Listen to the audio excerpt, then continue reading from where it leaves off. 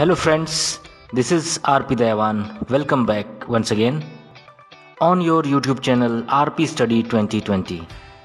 Friends, जैसा कि पिछले वीडियो में हमने देखा था सन 2018 में पूछे गए बीएड प्रवेश परीक्षा के अंतर्गत जीएस पोर्शन से 1 से लेकर 25 क्वेश्चन हम देख चुके थे। आज हम 26 से लेकर 50 क्वेश्चन तक देखेंगे। तो चलिए विदाउट वेस्टिंग द टाइम हम शुरू कर लेते हैं।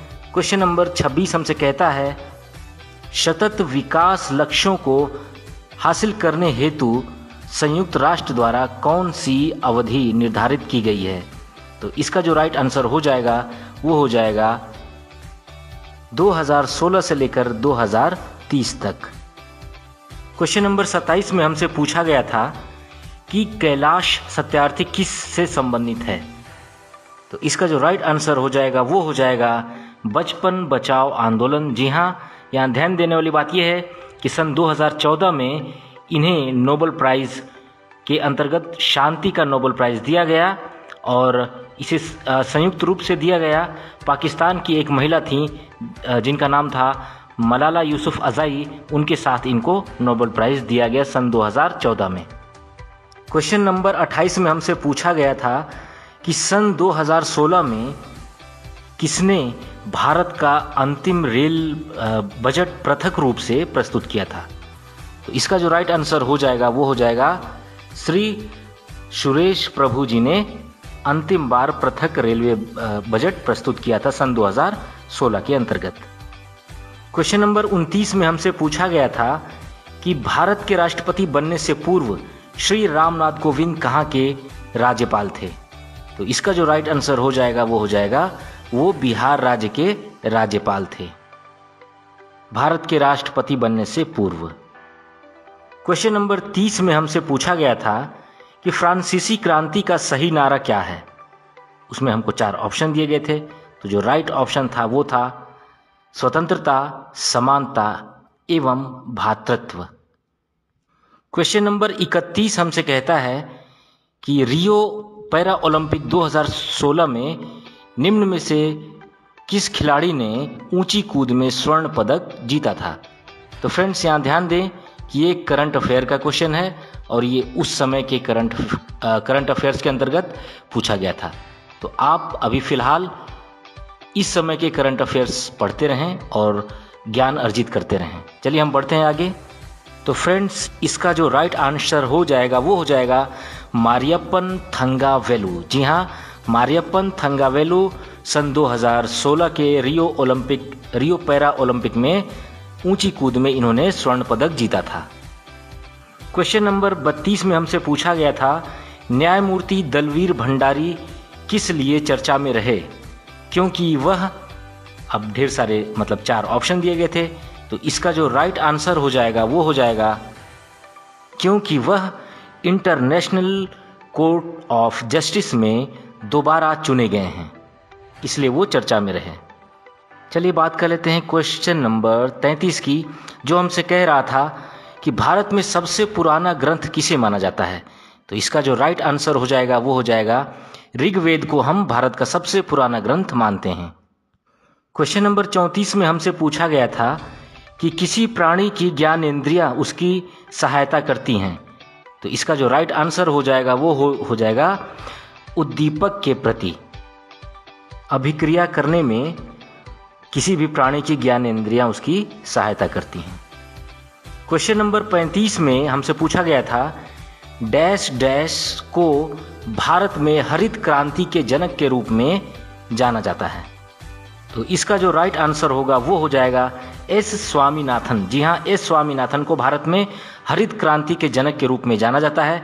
और जब भी विश्व का पूछे तो वहाँ पे आप लगाएंगे नोमान बोरलो। जी हाँ, विश्व में हरित क्रांति के जनक के रूप में नोमान बोरलो को हम जानते हैं। फ्रेंड्स, यहाँ थोड़ा सा ध्यान देने वाली ये बात है कि कहीं कहीं पर सिर्फ एस स्वामीनाथन और कहीं कहीं पर MS स्वामीनाथन दिया रहता है ना। तो चलिए आगे बढ़ते हैं क्वेश्चन नंबर 36।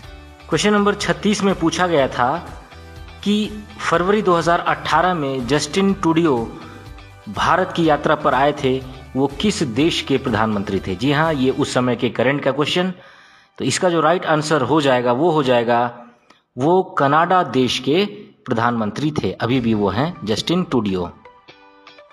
क्वेश्चन नंबर 37 में हमसे पूछा गया था कि विलियम शेक्सपियर के द्वारा कौन सी रचना नहीं की गई है।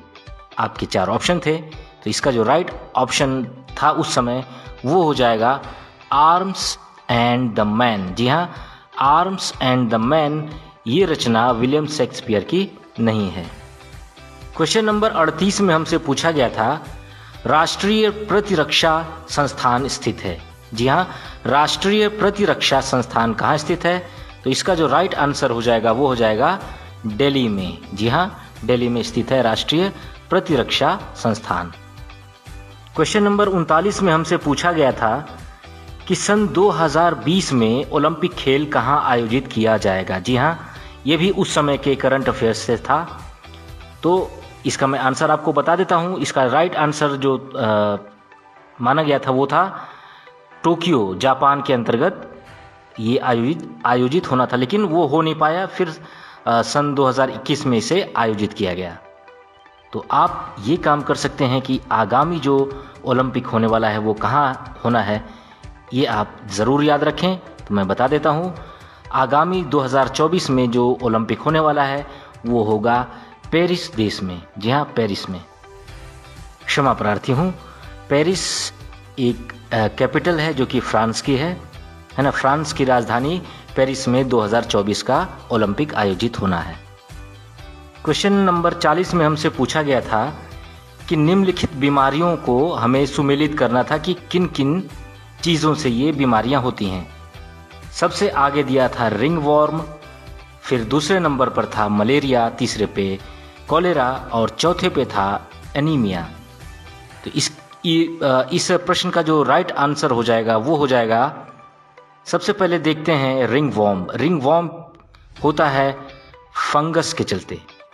फिर आता है सेकेंड नंबर पे मलेरिया। मलेरिया होता है प्रोटोजोआ के चलते। एनाफ्लीज मच्छर लेकर के ये इस प्रोटोजोआ को उड़ता है। फिर आता है कोलेरा। कोलेरा होता है बैक्टीरिया के चलते। कोलेरो बैक्टीरिया नाम का एक बैक्टीरिया होता है जिसके चलते कोलेरा होता है। फिर सबसे लास्ट में आता है अनीमिया। अनीमिया होता है लौह तत्व की कमी यानी आयरन की कमी से। क्वेश्चन नंबर 41 हमसे कहता है कि राज्य हड़प नीति से कौन संबंधित है। सॉरी फ्रेंड्स, क्वेश्चन नंबर 42 है ये। राज्य हड़प नीति से कौन संबंधित है? 4 ऑप्शन थे, उसमें जो राइट ऑप्शन था वो था लॉर्ड डलहौजी। जी हाँ, हम सभी जानते हैं झांसी का वो युद्ध, राज्य हड़प नीति, लॉर्ड डलहौजी।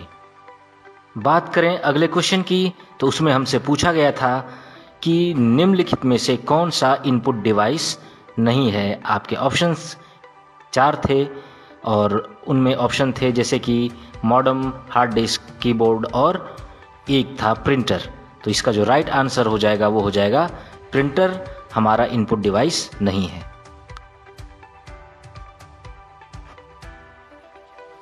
क्वेश्चन नंबर 43 में हमसे पूछा गया था कि हिंदी फीचर फिल्म पद्मावत किस लेखक की महान कृति थी। जी हाँ, हिंदी फीचर फिल्म पद्मावत किस लेखक की महान कृति थी।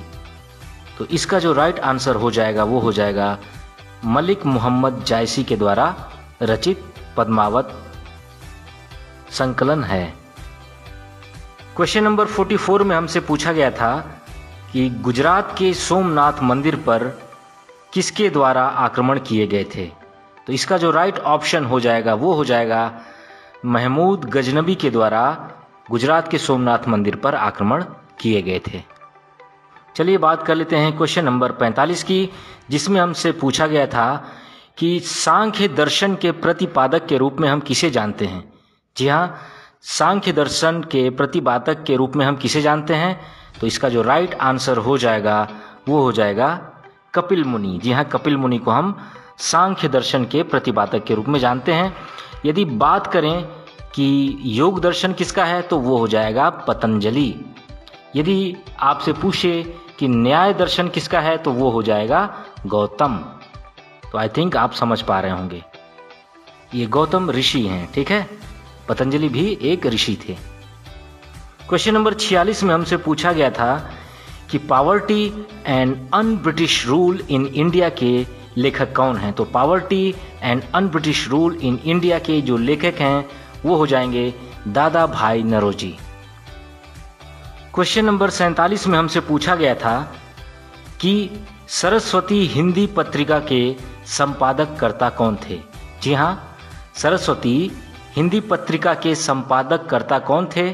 तो इसका जो राइट आंसर हो जाएगा वो हो जाएगा महावीर प्रसाद द्विवेदी। क्वेश्चन नंबर 48 में हमसे पूछा गया था कि मदर पुस्तक के लेखक कौन है। जी हाँ, मदर पुस्तक के लेखक कौन है। तो इसका जो राइट आंसर हो जाएगा महसीन गोरकी। जी हाँ, महसीन गोरकी जी ने मदर पुस्तक की रचना की है, यानी लिखा है उसे।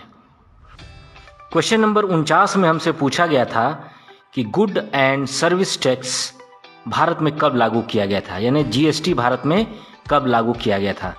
तो इसका जो राइट आंसर हो जाएगा वो हो जाएगा 17 जुलाई सन 2017 में जीएसटी लागू किया गया था। और इसे हमारे बहुत से अर्थशास्त्रियों ने आज़ादी के बाद अब तक का सबसे बड़ा वित्तीय सुधार माना है। क्वेश्चन नंबर 50 में हमसे पूछा गया था कि राज्यसभा का सदस्य बनने के लिए न्यूनतम उम्र कितनी होनी चाहिए। तो इसका जो राइट आंसर हो जाएगा वो हो जाएगा कम से कम 30 वर्ष की उम्र ज़रूर होनी चाहिए। लोकसभा के लिए 25 वर्ष। तो फ्रेंड्स, ये थे 50 क्वेश्चन। उम्मीद है कि आपको वीडियो अच्छी लगी होगी। यदि आपको मेरी वीडियो पसंद आई हो, मेरी मेहनत अच्छी लगी हो, तो please like the video and subscribe the channel, share the video. Thank you very much. जल्द ही मिलेंगे फिर। Have a nice day.